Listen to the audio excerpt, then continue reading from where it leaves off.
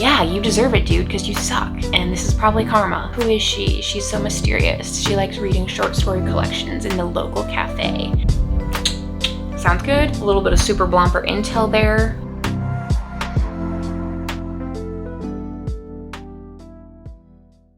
Hi, I'm Sam.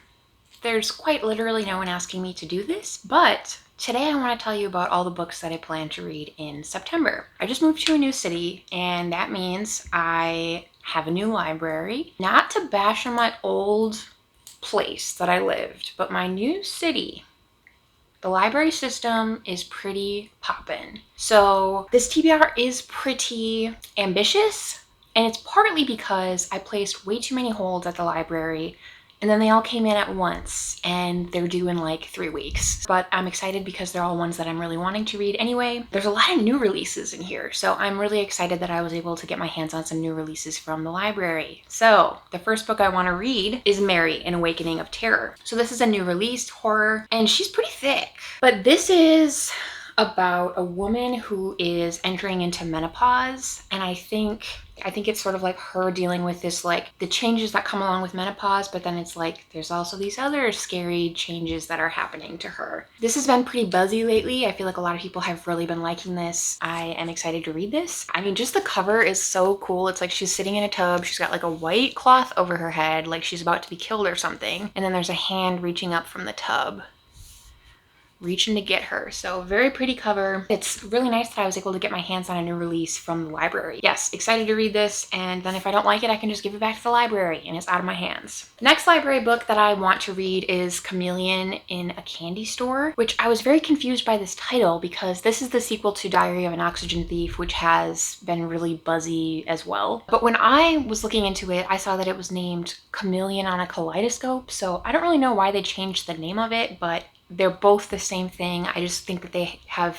two different titles for whatever reason. Diary of an Oxygen Thief was a pretty polarizing book. People either really loved it or really hated it. I wouldn't say I loved it, but it was good, and I enjoyed it enough that I purchased a physical copy for my collection. So I'm excited to read the sequel to this and see where else the character goes. But I guess for those of you who don't know what this series or the Diary of an Oxygen Thief was about, that was about a man who was like a serial emotional abuser. So he would get into relationships with these women for the express purpose of gaining their trust so that he could emotionally abuse them. So pretty flawed, awful main character. And then this basically picks up where the first book left off. So it says that he retools his advertising skills to seduce women online. So he, I guess, switches gears from in real life abusing to snagging some ladies online. I'm excited to read more about this character, and you may be confused. You may be like, why would you want to read from the point of view of someone who is so clearly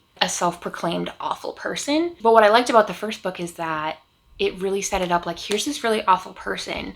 And then for me, I liked it because he was like really struggling for most of the book. So as a reader, I got a lot of this feeling of like schadenfreude, like I was enjoying reading about him suffering because the whole book set up how much of an awful person he was. So you really weren't rooting for him. You kind of were rooting against him. And then when awful stuff started happening to him, you were like, yeah, you deserve it, dude, because you suck, and this is probably karma. So I hope that this is more of that. Okay, and then next is another new release horror, What Moves the Dead by T. Kingfisher. Pretty glossy cover there. You can like see everything. You can see my desk. I don't really know a ton about this. I'm not gonna lie to you, the cover is what kind of intrigued me, and then I think it's supposed to be like this fungus that infects animals, and it's sort of like that zombie fungus that's in like the Last of Us series. But there is actually a zombie fungus that exists in real life. So I think that's part of what makes this actually really scary, is that this, you know, isn't too far outside the realm of possibility. There is a biological precedent for this kind of thing.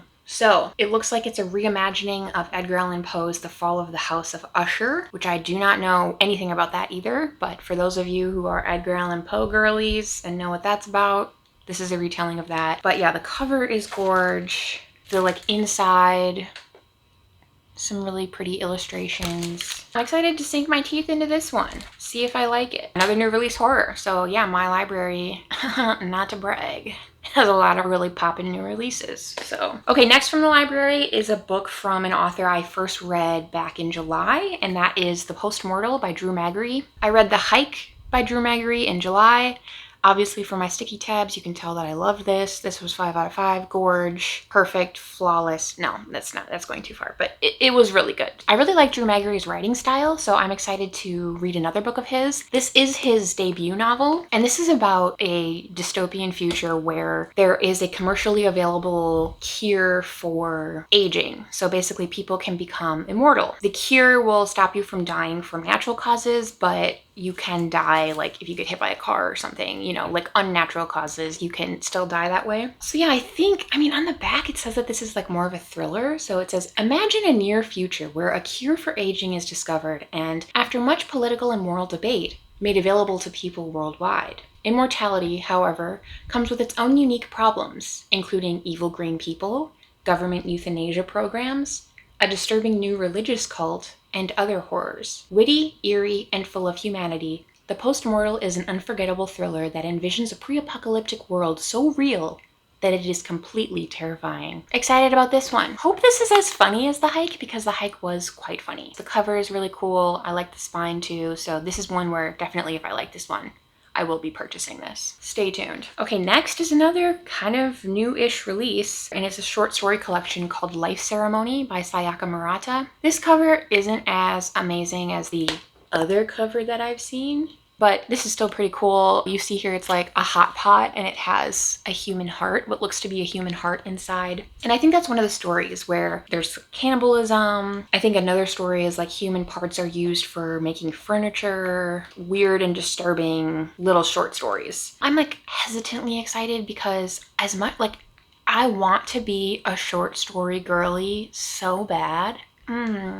Who is she? She's so mysterious. She likes reading short story collections in the local cafe. But like, honestly, I haven't ever read a single short story collection where I gave it 5 out of 5 stars. So I actually haven't read any ゚McCurdy, but I have a couple of her books on my TBR. I'm hoping I like this. I don't know, cautiously optimistic. Maybe this will be the short story collection that will like rearrange my chromosomes and make me a short story collection girly. Maybe I'm just not reading the right short story collections. I hope it's weird. I hope it's horrific. I hope it's thrilling. I hope it's funny, you know? I'm open to all of those things and more, so we'll see. Okay, next is another horror, and this I actually had to get on interlibrary loan because this is kind of a hard one to get your hands on. Gone to See the Riverman by Christopher Triana. So this is about a woman who is obsessed with a serial killer, and she begins contacting him, and he gives her a task to do, I think, to like prove her loyalty. She has to go to this cabin in the woods to retrieve a key to deliver to a mysterious figure known as the Riverman. So she goes and she brings her sister along, and then I think the majority of this novella is about the horror that ensues at the cabin. So I've heard really good things about this. I heard some people have said this is the most disturbing thing they've ever read, so I am excited to be disturbed. Next is a young adult horror, but it is also another new release, and it's by a trans author, so it's an own voices story, and that is Hell Followed With Us by Andrew Joseph White. So this is a post-apocalyptic story. Okay, synopsis. 16-year-old trans boy Benji is on the run from the cult that raised him, the fundamentalist sect that unleashed Armageddon and decimated the world's population. Desperately, he searches for a place where the cult can't get their hands on him, or more importantly, on the bioweapon they infected him with. But when cornered by monsters born from the destruction, Benji is rescued by a group of teens from the local LGBTQ+ center, affectionately known as the ALC. The ALC's leader, Nick, is gorgeous, autistic, and a deadly shot, and he knows Benji's darkest secret.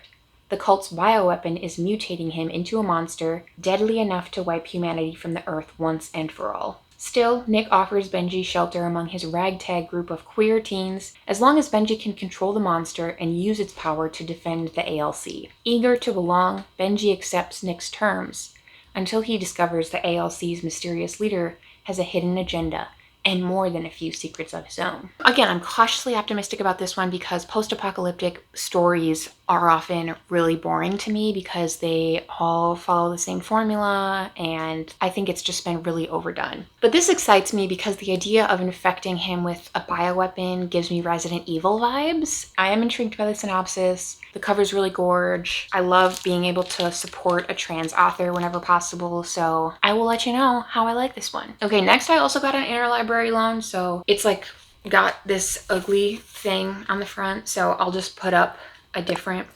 picture so that you don't have to look at this ugly barcode the whole time. But this is We Need to Do Something by Max Booth III. This is again, more of an underground horror book, I would say. I couldn't get it from my local library system. I had to get it from the Free Library of Philadelphia. But this is about a family who is on basically the verge of self-destruction. And I think they're probably having issues before, but then they're isolated in their bathroom during a tornado warning. I get a tornado warning and a tornado watch mixed up, but I think a tornado warning is the more severe one because it wouldn't make sense to write a horror story about the less severe one.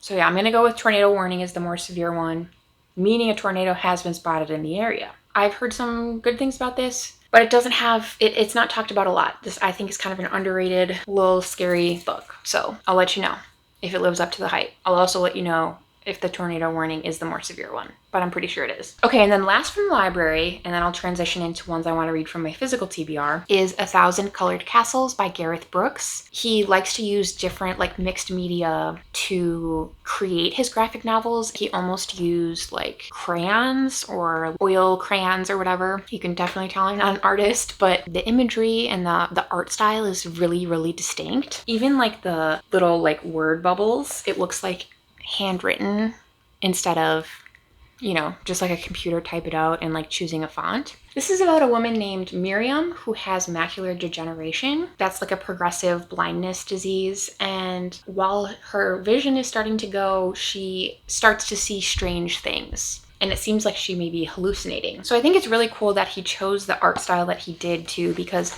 everything looks a little blurry.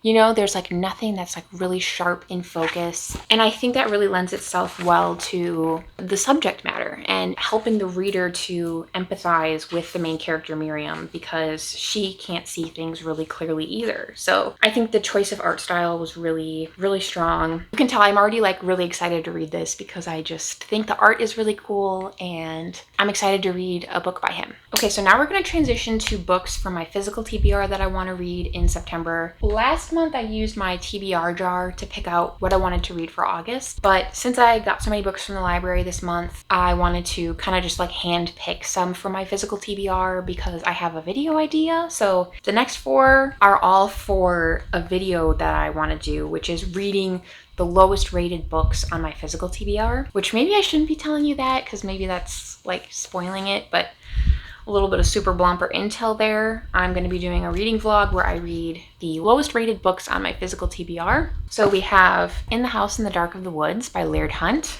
Stringfellow by Simon Jacobs, The Laws of the Skies, and then You've Lost a Lot of Blood by LaRocca. They all are below 3.5 stars on Goodreads. Yeah, so for those of you who don't know, You've Lost a Lot of Blood is by LaRocca, and I don't really know a ton of what this book is about either, but the back of the book says, "Each precious thing I show you in this book is a holy relic from the night we both perished. The night when I combed you from my hair and watered the moon with your blood." Sounds good?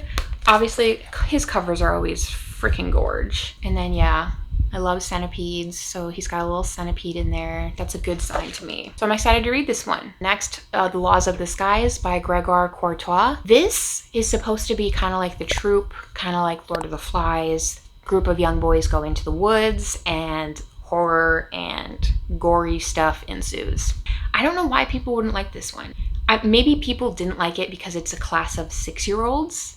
So maybe they were disturbed by how young the kids were. Not sure, but I'll report back. Stringfellow is, I think this is supposed to be like a coming of age, sort of like Southern Gothic type horror. It is published by FSG, and they publish a lot of books that I really enjoy. FSG tends to publish books that are really subversive like that. People either really love them or really hate them. So hoping I like this one. In the House in the Dark of the Woods. This is like a horror set in like colonial America. A wife goes missing. I think this is like historical horror in colonial America, which I'm hoping is good. Because I like colonial America if it is like witchy and women rebelling against the patriarchy, even if that means resorting to violence. Okay, I also forgot to tell you about audiobooks. So I looked ahead on Libby to see which audiobooks are going to be becoming available in the next couple of weeks so that I'll be able to read them or listen to them in September. The Book of Cold Cases by Simone St. James. Don't really know too much about this. I'm just expecting a pretty like run-of-the-mill contemporary thriller. I try to go in with low expectations into thrillers because I think in general I don't like most of them, but they're just easy to listen to. And then when there is one that hits for me and I really enjoy, it's like I do like that. So for me it's worth the gamble because I can just listen to that at work, and then even if I end up not liking it, it's like no wasted time to me really, because I was just multitasking while I was working. Simone St. James is a pretty well-loved thriller author, I think, and my friend Jillian said she really liked the Book of Cold Cases, or maybe she's reading it right now, but she recommended it to me. She told me I should read it, so I'm going to. And Jillian, if I don't like it, it's your fault. All your fault. Just kidding. We know I don't really love thrillers, so I'm hoping it surprises me. I'm hoping I really like it. Next is a memoir that's been really buzzy lately by Jennette McCurdy. What's her name? Oh my God, Sam. Okay, yeah, I was right. So the next book is I'm Glad My Mom Died by Jennette McCurdy. This is a memoir about her time growing up, I guess, with her abusive mother and her time working on iCarly and whatever other acting things that she did. She couldn't even like shower herself. Her mom had to like bathe her and everything. So all very like abusive, controlling behaviors. The title is pretty cutting.